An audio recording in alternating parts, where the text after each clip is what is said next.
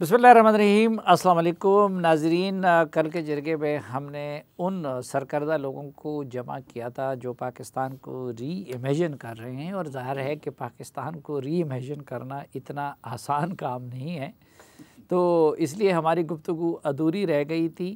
تو کل جہاں پہ ہماری گفتگو رہ گئی تھی آج کے جرگے میں اس کو وہیں سے آگے بڑھائیں گے، اور ہمارے ساتھ وہی قورم ہے جناب شاہد خاقان عباسی صاحب، فواد حسن فواد صاحب، جناب مفتاح اسماعیل صاحب اور جناب مصطفیٰ نواز کوکر صاحب۔ شاہد صاحب صاف بتا دیں، آپ صاف باتیں کرنے والے ہیں، الٹیمیٹ گول کیا ہے؟ پارٹی بنانا چاہتے ہیں یا کچھ اور ارادے ہیں؟ دیکھیے، اس فورم کا مقصد پارٹی بنانا نہیں ہے۔ ہم یہاں بیٹھے پارٹی بنانے کے لیے نہیں ہیں۔ پارٹیاں پاکستان میں بہت سی بنی ہیں، بہت سی بن سکتی ہیں۔ ہمارا مقصد یہ ہے کہ ایک تصور دیں کہ پاکستان کیسے ترقی کرے گا، پاکستان کے مسائل کیسے حل ہوں گے، پاکستان کے عوام کی تکلیف کیسے دور ہو سکتی ہے۔ ہم تو آج اس کی بات کر رہے ہیں۔ اگر کل کوئی یہ سمجھتا ہے کہ یہاں سے کوئی نئی جماعت بنتی ہے تو یہ ہر ایک کا حق ہے کہ نئی جماعت بنائے، اس میں کوئی رکاوٹ نہیں ہے۔ لیکن ہم تو چاہتے ہیں یہ نظام جاگے۔ یہ نظام آج اپنی پستی کی انتہا کو پہنچ گیا ہے۔ یہ کسی مسئلے کا حل پاکستان کو نہیں دے سکتا۔ میں یہ پورے وثوق سے کہتا ہوں، میں اس نظام کا حصہ ہوں۔ اس نظام میں آج وہ صلاحیت نہیں ہے کہ پاکستان کے عوام کو اس ملک کے مسائل کا حل دے سکے، اور یہ سب ہمارے پیدا کردہ مسائل ہیں۔ ہم نے خود ان چیزوں کو نگلیکٹ کیا ہے۔ آپ ہمیشہ سنتے، ہر ایک یہاں سب سے بڑی بات کرپشن کی ہوتی ہے، ہر آدمی کرپشن کی بات کرتا ہے۔ اس ملک کے سیاستدان ایک طبقہ ہے ملک میں جس پر ایک ادارہ بنایا گیا ہے کہ تم اس کا احتساب کرو گے۔ آج اس ادارے کو 23 سال، یہ 24واں سال جاری ہے، 24 سال۔ سب سے زیادہ میرا سوال یہ ہے کہ کیا وہ ادارہ اس ملک میں احتساب کر سکا؟ آپ اس ادارے کے سربراہ دیکھ لیں، ہم جج لگاتے ہیں اور جرنیل سابقہ لگاتے ہیں، نہ جج اس قانون نیب کے قانون کا اطلاق ہوتا ہے، نہ ہی ریٹائرڈ فوجی جرنیل پر اس کا اطلاق ہوتا ہے۔ اور پھر ہم توقع یہ کرتے ہیں کہ وہ شخص جس پر خود اس معاملے کا اطلاق نہیں ہے وہ دوسروں پر اس قانون کا اطلاق یہ تو کرے۔ پھر شاہد صاحب وہی رونا دھونا ہو گیا نا۔ تو اب انہی مختلف جماعتوں سے لوگ اکٹھے ہو کے اگر ایک نئی جماعت بنا لیں گے تو وہ کیا تبدیلی لا سکے؟ کسی نئی جماعت اگر حل نہیں ہے تو وہ بھی نہیں ہونی چاہیے۔ میں تو بات کر رہا ہوں کہ آج مسائل کیا ہیں، ان کا حل کیا ہے۔ آپ نے کرپشن، ہم سب کرپشن کی بات کرتے ہیں۔ پاکستان کا بچہ یہ سمجھتا ہے کہ اس ملک کے سیاستدان کرپٹ ہیں۔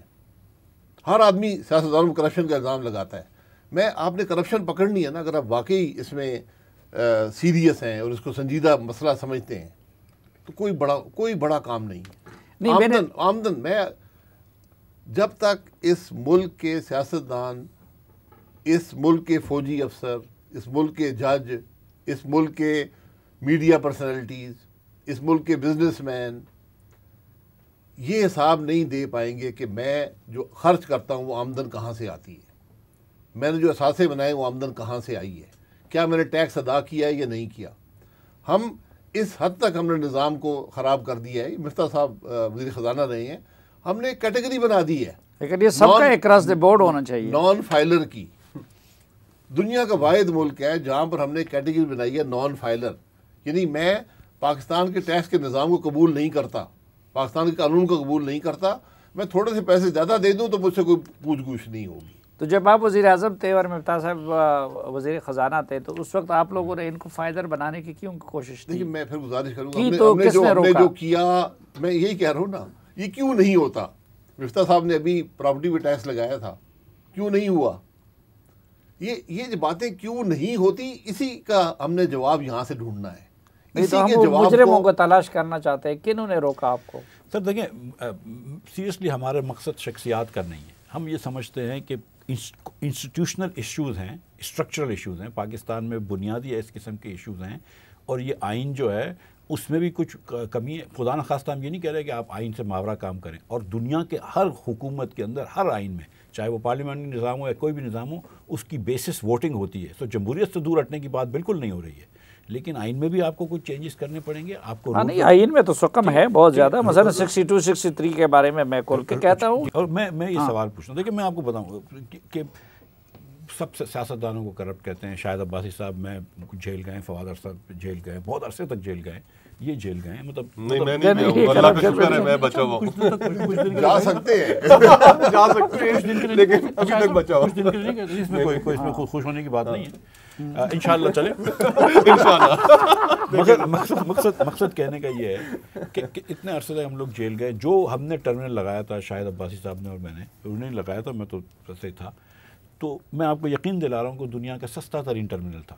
ہم ان کو بولتے تھے کہ اس سے سستا ٹرمینل دکھا دو، وہ ان کو پتہ بھی تھی، سب کو پتہ تھی کہ فواد حسن فواد نے کوئی چوری نہیں کی، لیکن بند کرنا مقصد تھا تو بند کر دیا. تو نیب ویب اور یہ کرپشن کی باتیں نہیں، تو جھوٹی نیریٹو بنانے کی باتیں ہوتی ہیں.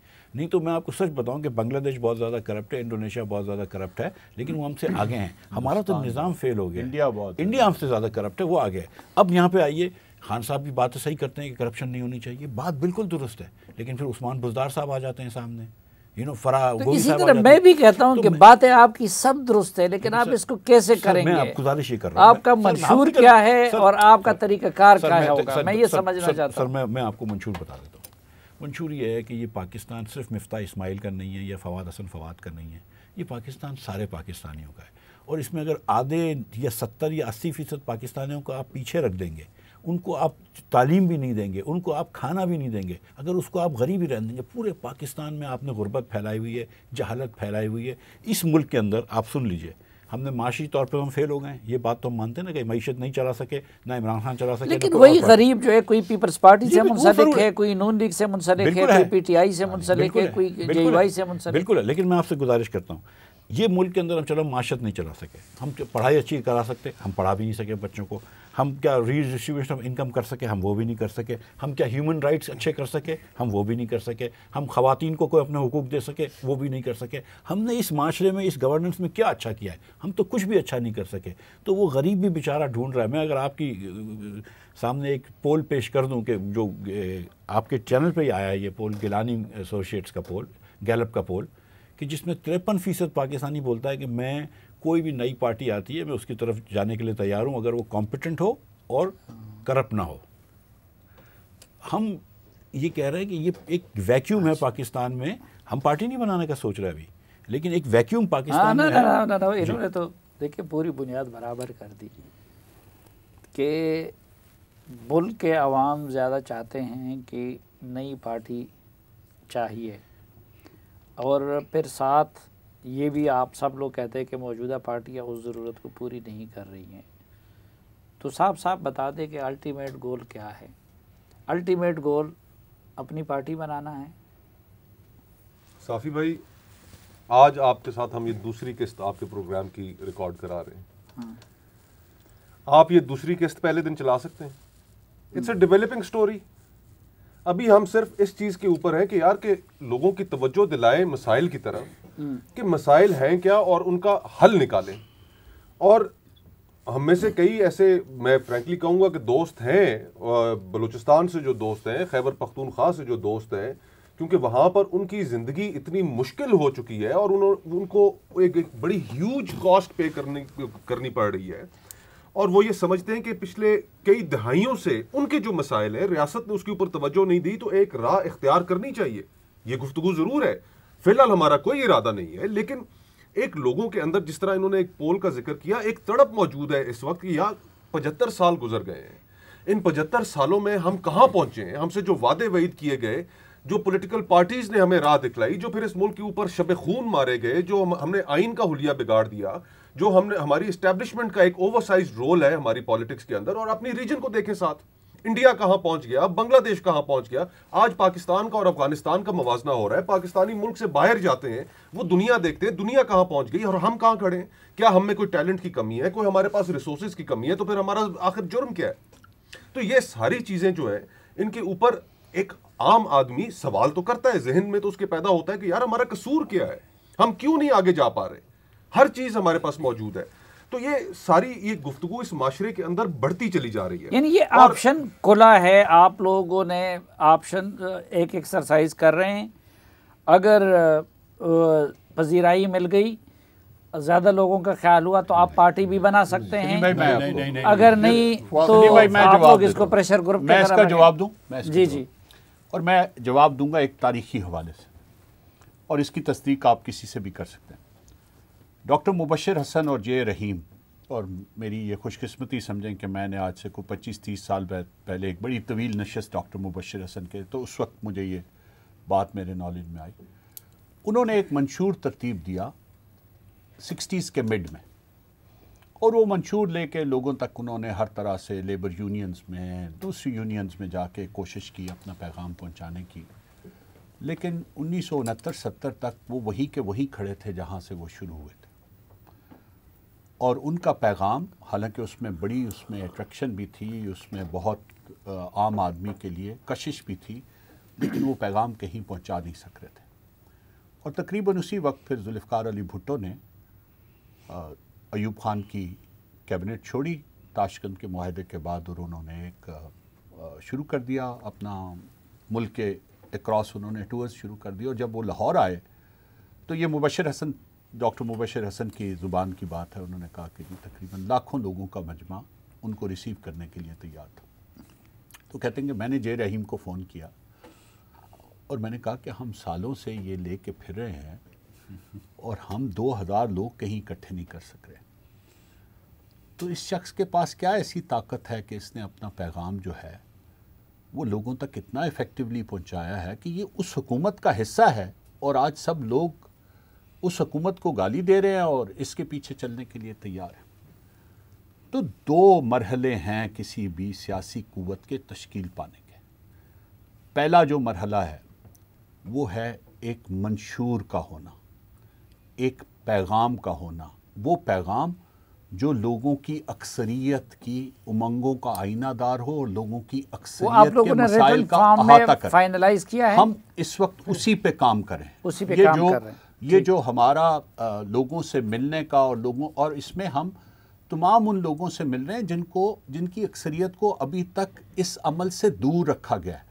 ہم اکیڈیمیا سے مل رہے ہیں, ہم معاشرے کے ان طبقوں سے مل رہے ہیں جن کی آواز پچھلے 40 سال میں دب کے رہ گئی ہے, ہم نوجوان نسل سے مل رہے ہیں, ہم عورتوں سے مل رہے ہیں جن کا پاکستان کے سیاسی نظام میں حصہ صرف اتنا ہے کہ ان کو نامینیٹ کر کے کچھ نشستوں پہ بٹھا دیا جائے, اور جب پارٹی کو ضرورت پڑے تو ان کا کہا جائے کہ آج آپ نے ہاتھ کھڑا کر کے اس چیز کے لیے ووٹ دینا ہے. کئی مرتبہ ووٹ دیتے وہ ساتھ والے کو دیکھتی ہیں کہ ووٹ ادھر دینا یا ادھر دینا. یہ ہماری حقائق ہیں, تو ہم ان کو اکٹھا کرنے کے لیے ساتھ کوشش. یہ جب مرحلہ طے ہو جائے گا تو اس کے بعد یہ فیصلہ ہے کہ جی کیا یہ اس کے لیے کسی نئی سیاسی جماعت کی ضرورت ہے, یا کوئی ایگزسٹنگ پولیٹیکل فورس جو ہے وہ اپنی پوری سنجیدگی سے اس کے تمام جتنے بھی منشور کے پوائنٹس ہیں ان کو اڈاپٹ کرنے کے لیے تیار ہے اور آگے چلنا چاہتی ہے.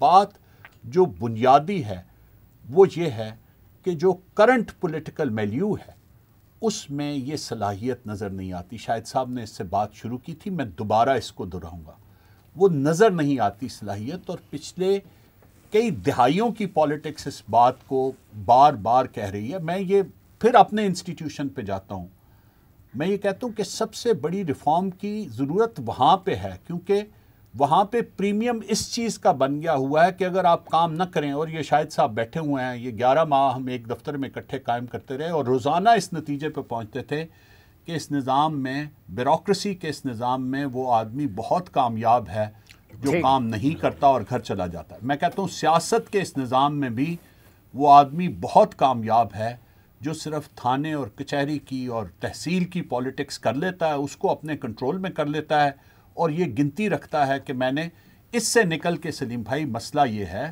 کہ اس نظام میں, میں اس بات کو اس طرح سمرائز کر سکتا ہوں کہ ابھی آپ لوگ صلاح مشورہ سے منشور تیار کر رہے ہیں, اور آگے جا کے اگر کسی پولیٹیکل پارٹی سے آپ لوگوں نے اس میں کامیاب ہو گئے کہ وہ اس منشور کو آپٹ کرے تو بپے ہاں, اور اگر بات اپنی پارٹی بنانے کی طرف چلی گئی اور زیادہ رائے اس طرف بنی تو پھر آپ اس پہ بھی سوچ سکتے ہیں. سر میں اس میں ذرا سی اجازت صحیح میں نے انٹرپریٹ کیا. اجازت نہیں. دیکھیں ہماری کوشش یہ ہے کہ تمام اسٹیک ہولڈر، اور یہ شاہد بھائی آج نہیں 5 سال سے بات کر رہے ہیں، زیادہ عرصے سے بات کر رہے ہیں، کہ تمام اسٹیک ہولڈرز کو ایک گول میز پہ بٹھائیں جس میں سیاسی پارٹیاں بھی ہوں گی، بیوروکریسی کے بھی ریٹائرڈ لوگ ہوں گے، دیگر انسٹیٹیوشنس کے ریٹائرڈ لوگ ہوں گے، جوڈیشری اسٹیبلشمنٹ وغیرہ، اور سب پارٹی سیاسی پارٹی ریٹائرڈ تو میری طرح بیکار ہو جاتے ہیں، حاضر سروس کو بٹائیں. آپ بھی بیکار نہیں ہیں اور حاضر سروس تو نہیں آ سکتے نا، لیکن میں آپ سے گزارش کر رہا ہوں کہ یہ سب کو بٹھا کر ہم کہیں گے کہ دیکھو یہ چیزیں کرنی ہیں. اگر آپ پاکستان کے اندر یہ چیزیں کر سکتے ہیں تو 140 پارٹیاں ایک اگلی پارٹی کا کیا فائدہ ہے؟ تو ہمیں پارٹی بنانے کا شوق نہیں ہے. میں نے آپ سے گزارش کی نا کہ وزارتیں تو ہم کو آلریڈی آج بھی، مطلب سچی بات ہے کہ 3 لوگوں کو تو فروغ آفر ہوتی ہے، مجھے بھی 2 مہینے پہلے تک روز آفر ہوتی تھی. تو وزارت کی بات، ہمارے ایک اور دوست بھی تھے، وہ پہلے اس طرح انقلابی باتیں کرتے تھے، جب وزیر بن گئے تو بس پھر آج کل ان کو پاکستان ٹھیک لگ رہا ہے. سر دیکھیں اللہ کی مہربانی سے آپ سمجھ گئے سب.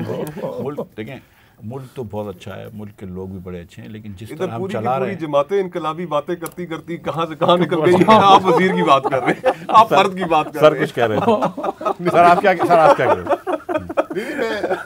میں دیکھیں اس ساری کوشش کا مقصد قطعاً یہ بنیادی مقصد نہیں ہے کہ پارٹی بنائی جائے. جی بالکل سر، یہ بنیاد ہے. باقی اگر کل لوگ یہ محسوس کریں کہ بھئی سیاسی جماعتیں نہیں معاملات کو حل کر پا رہی، ہم نے تو ان کے سامنے رکھ دی بات، عوام کی بات کر دی، ملک کی تکلیف کی بات کر دی، معیشت کی بات کر دی، گورننس کی بات کر دی. اگر وہ پھر بھی نہ اپنائیں پھر لوگ ہٹ جائیں گے. آج مصطفیٰ کھوکھر صاحب نے شروع میں کہا تھا کہ آج نہ صرف معیشت میں دیوالیہ پن ہے، سیاست میں دیوالیہ پن ہے. سب سے تشویشناک اور خطرناک بات یہ ہے. یہ تشویشناک اور خطرناک بات کے ساتھ ایک بریک لیتے ہیں اور واپس آئیں گے تو جرگے کا سلسلہ جاری رکھیں گے. ایک بار پھر خوش آمدید آپ کو جرگے میں. شاہد خاقان بھائی صاحب، آپ سب قابل احترام ہیں اور یہ بھی ہم جانتے ہیں کہ عہدے اور یہ چیزیں آپ لوگوں کے لیے کوئی مسئلہ نہیں ہے. بہت سارے لوگ اس شک کا اظہار کر رہے ہیں کہ شاید وہ اسٹیبلشمنٹ جو متبادل قوت تیار کر رہی ہے تو یہ ایک اس کی نئی ایفرٹس ہے. تو اس کے بارے میں آپ کیا کہیں گے کہ کیا آپ لوگ کبھی کسی ماورائے آئین سیٹ اپ کا حصہ بنیں گے یا ماورائے آئین اپنے ان مقاصد کو حاصل کرنے کی کوشش کر سکتے ہیں یا کہ نہیں یہ قوم سے آپ کا وعدہ ہے؟ جو ماورائے قانون یا آئین کی بات ہے وہی تو بنیادی خرابی ہے. آپ نے پہلے پوچھا تھا کہ آئین، میں نے کہا آئین موجود ہے، عمل نہیں ہے. آئین ہم توڑتے ہیں، عدالتیں ان کو سینکٹیفائی کر دیتی ہیں، کوئی اجازت دے دی، ہاں تم نے آئین توڑا. پچھلے مشرف صاحب نے آئین توڑا، انہوں نے 2 سال مانگے، ہم نے 5 دے دیے. تو یہ چیز ہم تو اس بنیاد کے خلاف ہیں. اور آج تک اسٹیبلشمنٹ نے جب بھی مداخلت کی ہے نظام میں، اس کا اثر ملک کی تباہی ہی ہوا ہے. اس کے بڑے منفی اثرات ملک پر ہیں اور اب اسٹیبلشمنٹ کو خود احساس ہے اس بات کا. پچھلے چیف بھی بات کر کے گئے، یہ موجودہ چیف بھی بات کر رہے ہیں کہ جناب یہ معاملے اب نہیں چل سکتے. اور حالات نے بتا دیا ہے کہ جو اپنے ہائبرڈ نظام، ہم نے ہر نظام اپنا لیا، ہائبرڈ نظام چلایا. بہت سے دعوے تھے جناب ایسے ہو جائے گا، بڑی قوتیں شامل ہو گئی ہیں، اب سب چل پڑے گا. سب سے بڑی تباہی یہ جو پچھلی حکومت تھی عمران خان کی، اس نے پاکستان کی معیشت کی بھی کی، نظام کی بھی کی اور معاشرے کی بھی کی. تو کیا اس سے حل نکلا ہے؟ تو یہ تو اسٹیبلشمنٹ اگر آج آئین سے باہر جائے گی تو میرا خیال کوئی بھی اس کا ساتھ نہیں دے گا. ہم کم از کم تو بالکل، ہم تو آج بنیادی بات کر رہے ہیں کہ آپ کو واپس آئین کے اندر جو مینیفیسٹو ہے اور جو بنیاد ہے سارے نظام کی کہ عوام کی فلاح و بہبود کے لیے اور ملک کے لیے کام کریں. تو وہ تو وقت نے ثابت کیا ہے کہ اسٹیبلشمنٹ کا عمل دخل جو ہے نظام حکومت میں، سیاست میں ہمیشہ منفی اثرات چھوڑتا ہے. یعنی پیچھے کوئی اندرونی بیرونی قوت نہیں ہے؟ نہیں، بالکل نہیں ہے. کوئی قوت کی ضرورت نہیں ہے. قوت پاکستان کے عوام ہوتے ہیں. ہم تو ایک بنیادی بات لیکن یہ عوام تھے شاہد صاحب، لیکن پاکستان میں اندرونی یا بیرونی قوت کے سپورٹ کے بغیر کبھی کوئی موومنٹ کامیاب نہیں. اور سب ناکام بھی ہو گئیں، جو بنائی گئیں سب ناکام بھی ہو گئیں. جو کچھ ہم نے بنایا اس سے ملک کا فائدہ تو نہ ہوا نا. ورنہ آج ملک بہت ترقی کر چکا ہوتا. نتیجہ خراب نکلا لیکن کامیاب تو ہو گئے. وہ تو میں نے کہا نا، ہماری ایسے لوگ وزیر اعظم بنے کہ کوئی تصور بھی نہیں. میں یہ کہہ رہا ہوں کہ ہماری سیاست کی تاریخ بڑی تلخ ہے اور ہم نے اس کو خود بالکل اس کو عوام کے سامنے آنے ہی نہیں دیا. وہ ٹروتھ کمیشن بنائے نہ بنائے آپ کی مرضی ہے. حقیقت پاکستان کی وہ نہیں ہے جو پاکستان کے اخباروں میں یا میڈیا پر یا یہاں پر آتی ہے. حقیقت بڑی تلخ ہے, تلخ بہت ہے. اب مثلا فواد حسن فواد نے آپ لوگوں کی طرح جرم بے گناہی کاٹی اور بڑی تلخ یادیں ہیں ان کی. کچھ تو شاعری کی صورت میں اشاروں کے نامے میں ہمیں مل گئی. اب کچھ لوگ کہتے ہیں کہ بھئی کیا اس کا حساب نہیں ہونا چاہیے؟ آپ کی زبانی ہم خود سنتے رہے کہ بھئی میں جاوید اقبال کو معاف نہیں کروں گا. تو دوسری طرف آپ کہتے ہیں کہ بھئی یعنی لگتا یہی ہے کہ آپ کہتے ہیں جب مفاہمت کی بات کرتے ہیں تو پاکستان میں مفاہمت کا مطلب یہ ہوتا ہے کہ مٹی پاؤ. آپ کیا سمجھتے ہیں کہ یہ جو زیادتیاں ہوئی ہیں, بے انصافیاں ہوئی ہیں, تو اس پہ مٹی پاؤ والی پالیسی اپنا کے آگے بڑھنا چاہیے؟ مفاہمت تو صرف اس صورت میں ہو سکتی ہے نا. نہیں دیکھیں سلیم بھائی, بات یہ ہے کہ اگر تو ہم یہ کریں گے تو ہم شعوری طور پہ یا غیر شعوری طور پہ مزید زیادتیوں کا راستہ ہموار کریں. وہ میرے ساتھ شاید نہ ہو, کسی اور کے ساتھ ہوگی. تو میں تو کبھی اس چیز سے ایگری نہیں کر سکتا کہ اس پہ مٹی ڈال کے آگے چلا جائے. میں یہ بھی نہیں چاہتا کہ وہ کسی سے ذاتی انتقام کا راستہ بنے. بات یہ کہ اگر اس کا آؤٹ کم صرف یہ ہو جائے, اور شاہد صاحب نے یہ بات بہت مرتبہ کی, اور شاید ایک قوم کی حیثیت سے دیکھیں, میں ایک مرتبہ پھر میں یہ بار بار کہہ رہا ہوں کیونکہ جب بھی موقع ملے تو یہ پیغام ضرور دینا چاہیے. پاکستان اس وقت ایک ایگزسٹینشل کرائسس کا شکار ہے. وہ صرف معاشی نہیں, وہ معاشرتی بھی ہے, وہ سیاسی بھی ہے, وہ ادارہ جاتی بھی ہے. اور اس میں اگر کسی چیز کی ضرورت ہے تو وہ اس چیز کی ضرورت ہے کہ جو کچھ ہوا ہے اس کو تاریخ کا حصہ ضرور بنایا جائے. اس کے اوپر مٹی ڈالنے کی کوشش نہ کی جائے, کیونکہ جب آپ مٹی ڈالتے ہیں تو پھر آپ وہی غلطیاں دوبارہ دہرانے کا راستہ ہموار کرتے ہیں. مٹی نہ ڈالی جائے تو پھر تو مفاہمت نہیں ہو سکتی, پھر تو ماحول کی تلخی ختم نہیں ہو سکتی. اس کا جواب بڑا سادہ ہے. اس ٹیبل پہ جو 4 لوگ بیٹھے ہیں ان میں سے کسی نے نہیں کہا کہ میرا کیس چھوڑ دیا جائے اور ختم کر دیا جائے, یہ مفاہمت چاہیے مجھے. ہم تو صرف یہی جواب دے سکتے ہیں. لیکن اس ٹیبل پہ بیٹھے ہوئے آپ کسی تینوں کے لیڈروں نے یہ کہا ہے کہ ہمارے کیسز ان کی پرائیورٹی رہی ہے ان کی. دیکھیں, میں اگر میری تو بڑی اس پہ کلیئر پوزیشن رہی ہے, میں یہ بات کرتا نہیں ہوں, لیکن چونکہ ابھی آپ کی بات آ گئی ہے تو میں اس کا ضرور جواب اب دے دیتا ہوں.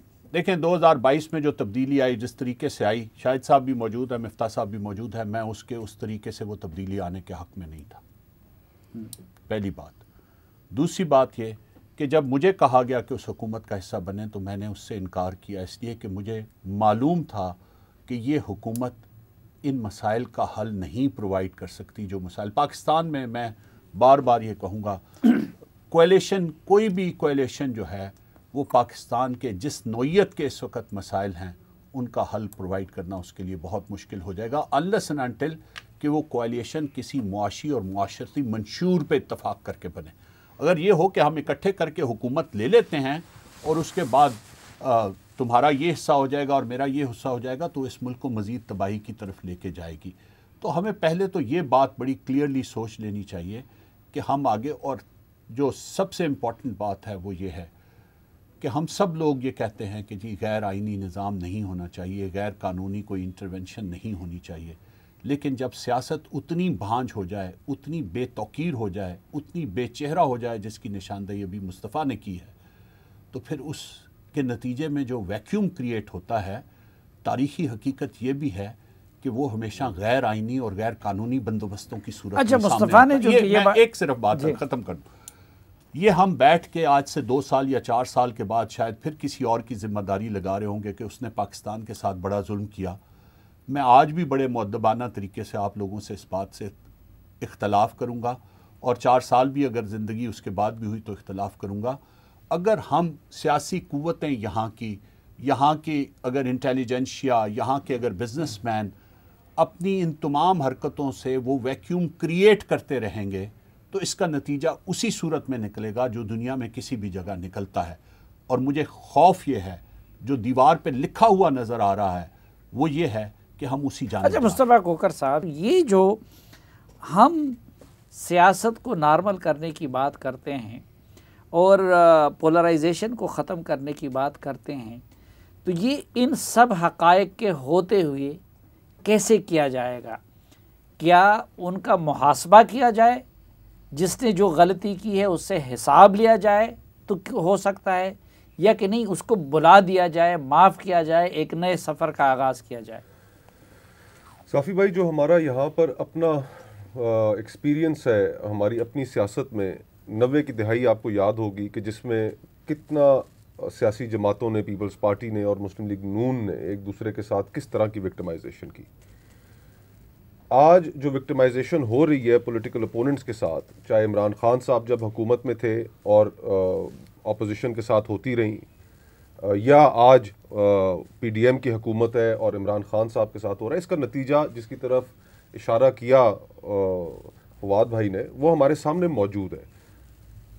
ہماری جو سیاسی قوتیں ہیں انہوں نے ان ساری چیزوں کو بھلا کر ایک چارٹر آف ڈیموکریسی بھی سائن کیا، اور اس میں اس چیز کا عہد کیا کہ ہم دوبارہ کبھی آپس میں اگر ہمیں حکومت ملی تو ہم سیاست کو ان تنزلیوں کی طرف نہیں لے کے جائیں گے جس کی طرف ہم ماضی میں لے گئے تھے۔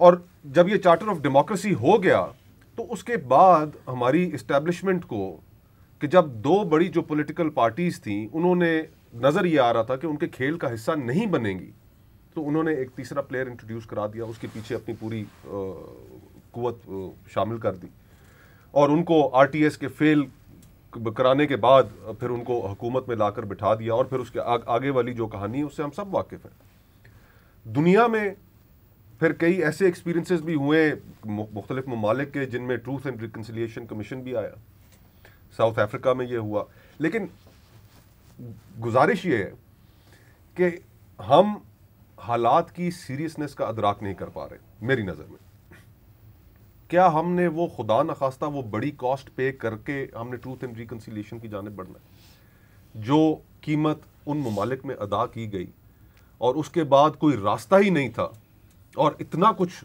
خون بہہ جانے کے بعد پھر جب وہ ٹروتھ اینڈ ریکنسیلیشن کے لیے بیٹھے تو کیا ہم نے وہی راستہ اختیار کرنا ہے؟ ہمارے ملک کے اندر آپ سمجھتے کہ ابھی بننا چاہیے ٹروتھ اینڈ ریکنسیلیشن کمیشن، آپ کا مطالبہ ہے؟ صافی بھائی، ہمارے ملک کے اندر یہ دہشت گردی کے جو خلاف جو جنگ ہے، اس میں ہم یہ بڑی آسانی سے یہ الفاظ کہہ جاتے ہیں کہ 80,000 کے قریب ہمارے لوگوں نے شہادتیں دی، جس کے اندر ہمارے فوج کے بہادر جوان، پولیس کے بہادر جوان، سویلینز، یہ سب شامل ہیں۔ یہ بھی کوئی ایک تھوڑی کاسٹ تو نہیں ہے، اور یہ ابھی مزید یہ اب جو حالات 80,000 لوگ نہیں ہیں، 80,000 خاندان ہیں بالکل جو تباہ ہو گئے، ایک ایک فرد سے کئی افراد جڑے ہوئے ہیں۔ تو کیا یہ قیمت ادا کرنے کے بعد ہمیں نہیں بیٹھنا چاہیے تھا؟ سانحہ اے پی ایس ہوا، ایک نیشنل ایکشن پلان طے ہوا، اس نیشنل ایکشن پلان کے اوپر اس ملک کی فوجی قیادت، سویلین، ہر پولیٹیکل پارٹی کا نمائندہ وہاں پر موجود تھا، کتنے مہینے اس کے اوپر عمل ہوا؟ تو گزارش یہ ہے کہ ہم اب اس نہج پہ پہنچ چکے ہیں کہ ہم، اور یہ ملک صافی بھائی نوجوانوں کا ملک ہے، 66% اس ملک کی جو آبادی ہے وہ نوجوانوں پر مشتمل ہے۔ نہیں مصطفیٰ بھائی، آپ دیکھیں کہ پرابلم یہاں پہ آ جاتا ہے نا کہ کل عمران خان صاحب کہہ رہے تھے کہ میں تو احتساب کر رہا ہوں، میں ان سے قوم کی لوٹی ہوئی رقم لے رہا ہوں، وہ کہہ رہے تھے کہ نہیں ہم انتقام کا نشانہ بن رہے ہیں۔ آج یہ لوگ کہہ رہے ہیں کہ بھئی ہم تو قانون کے مطابق چلنا چاہتے ہیں، عمران خان نے جو غیر صافی قانونی بھائی میری نظر میں، میں آپ کا سوال سمجھ گیا، میری نظر میں تو یہ ابھی کیا کیا جائے؟ ابھی بھی حساب کیا جائے، ٹروتھ اینڈ ریکنسیلیشن کمیشن بنایا جائے، یا مٹی پا کے نئے سفر کا آغاز؟ میرے خیال میں تو سب سے پہلے سیاستدانوں کو اپنی آنکھیں کھولنی چاہیے۔ آج جو پی ڈی ایم کی حکومت ہے، میرے خیال میں یہ کندھا پرووائڈ کر رہی ہے، کاروائیاں اور کہیں سے کی جا رہی ہیں۔ یہ حقیقت سے تو ہم سب واقف ہیں، کوئی بھی اس پہ بات نہیں کرتا۔ کیا سیاستدانوں کو اور جمہوری جماعتوں کو ایسا عمل اختیار کرنا چاہیے؟ عمران خان صاحب نے جو کیا ان کی اپنی اس کے اندر شامل ہوگی، لیکن کیا اس وقت کی اسٹیبلشمنٹ کی خواہش نہیں تھی کہ پولیٹیکل جو پلیئرز ہیں ان کو وکٹمائز کیا جائے کیونکہ وہ ان کی بات نہیں مان رہے تھے؟ تو حقیقت بات کریں نا لوگوں کے سامنے۔ وہ سیاست کو تقسیم سیاستدان بھی خود کر رہے ہیں اور اسٹیبلشمنٹ بھی تقسیم پہ تقسیم کرتی چلی جا رہی ہے، اور اس کا نتیجہ پھر ایونچولی بھیانک ہوگا۔ سیاستدانوں کو بھی آنکھیں کھولنی پڑیں گی، اور کوئی معاشرہ ایک دوسرے کو معاف کیے بغیر آگے نہیں بڑھ سکتا۔ ہم سیاسی دشمن نہیں ہیں، ہم سیاسی مخالف ہیں، سیاسی حریف ہیں، ہم ایک دوسرے کی پالیسیز کی سے اختلاف ایک اس پہ مصطفیٰ بھائی آپ لوگ مائنڈ نہ کریں، لیکن آپ سب پہ یہ اعتراض ہوتا ہے کہ بھئی یہاں پہ بھی اس طرح کے لوگوں کو بھی اصول تب یاد آتے ہیں. مثلا وہ کہتے ہیں کہ جب جنرل باجوہ کے ایکسٹینشن کو آپ کی پارٹیاں ووٹ دے رہی تھی تو آپ لوگوں نے کیے ہوئے احتجاج نہیں کیا. جب اس کے بعد حکومت بن رہی تھی، مثلا جب پی ڈی ایم سے آپ کی پارٹی نکلی، کسی کے کہنے پہ نکلی، پھر جب ان کی پارٹی میں نے احتجاج کیا اس وقت اچھا ان کی پارٹی نے ڈیل کی اور ڈیل کے نتیجے میں کوئی لیڈر باہر گیا اور کوئی اندر آیا اور یہ سب کچھ ہوا، تو آپ لوگ اس وقت کہتے ہیں کہ جی پھر کیوں نہیں بنتے. جس طرح میں نے ابھی مثال دی کہ ایک دوست کو وزارت نہیں ملی تھی، انقلابی تھے آپ کی طرح، اور اب جب وہ وزارت مل گئی تو وہ ٹھیک ہو گئے.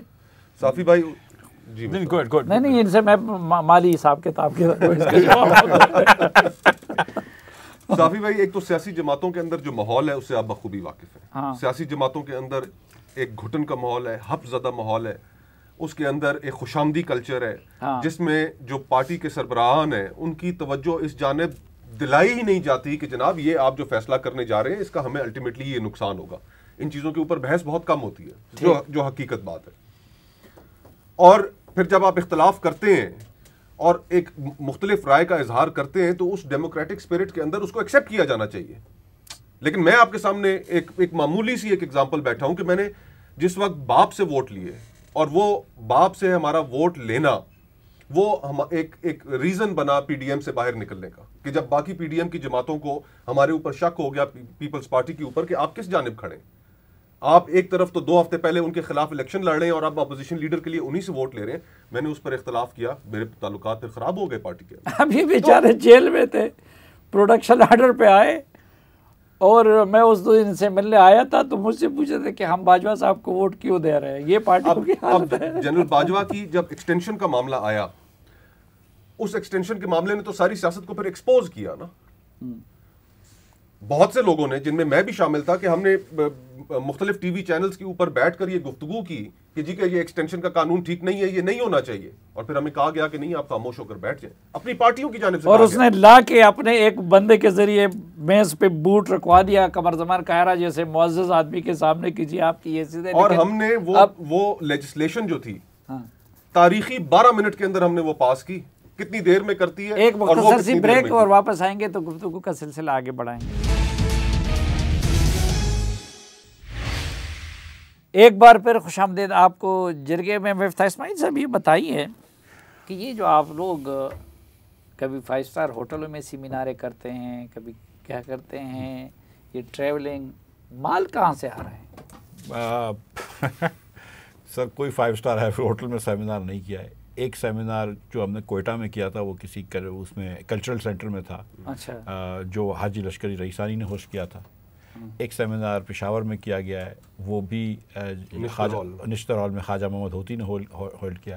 یہ والا جو سیمینار ہوا یہ حبیب یونیورسٹی میں ہوا ہے، یہ بھی فری میں ہوا ہے. مطلب یہ بھی عجیب کام ہے. ادھر رئیسانی سب سے بڑا سردار آپ کا میزبان، ادھر سب سے بڑا نواب آپ کا میزبان، اور کہتے ہیں نظام بدلنے گئے ہیں. یہ کھلا تضاد نہیں ہے؟ سر میں نظام کے ایک اس طرح میں بات کرتا ہوں. جب آپ نے بات کری کہ جب عمران خان کو ہٹانے کی مہم تھی، ہم سب خوش تھے اور میں اس پہ بالکل ریڈی تھا اور ہٹانی چاہیے تھی، کیونکہ ورنہ تو خان صاحب بہت تباہی اور مچاتے. مگر اس وقت بھی شاید عباسی صاحب نے کہا تھا کہ عمران خان کو ہٹاؤ لیکن حکومت نہ کرو، فوراً الیکشن میں چلے جاؤ. بہرحال جو بھی فیصلہ ہوا، جب فیصلہ ہوا تو اس کے بعد یہ بات ہوئی کہ نیب کا کیا کریں گے. تو یہ شاید عباسی صاحب بیٹھے ہیں، انہوں نے کہا کہ نیب کو ختم کر دو، مگر جتنے cases P M L N کے لیڈران کے اوپر ہیں وہ چلنے دو.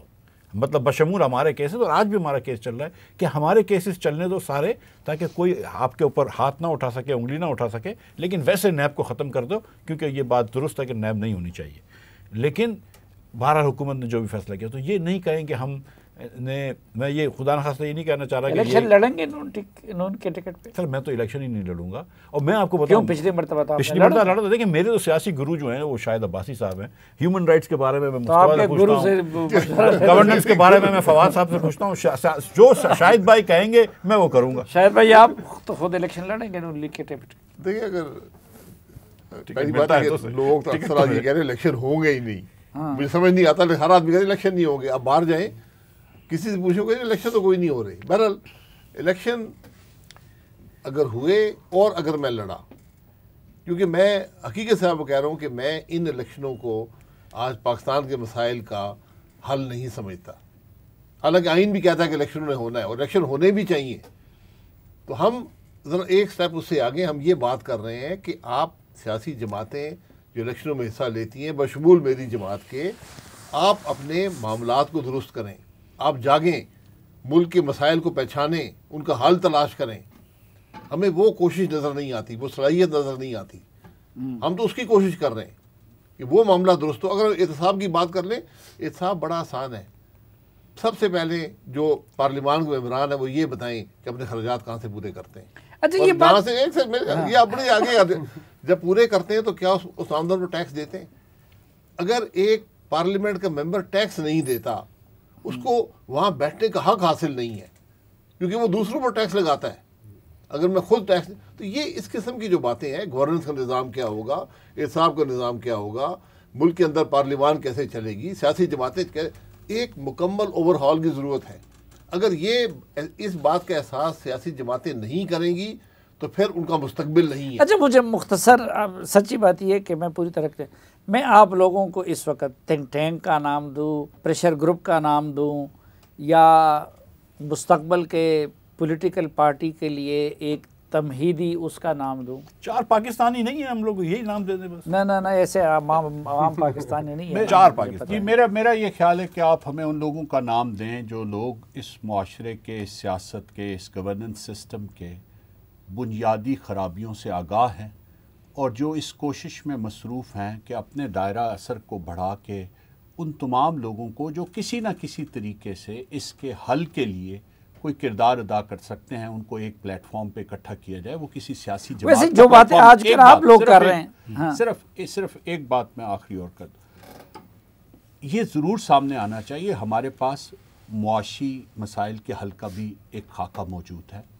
ہمارے پاس معاشرتی مسائل اور جس کو ہم سوشل کانٹریکٹ کی ری رائٹنگ کہتے ہیں اس کی بھی بنیادی تجاویز موجود ہیں.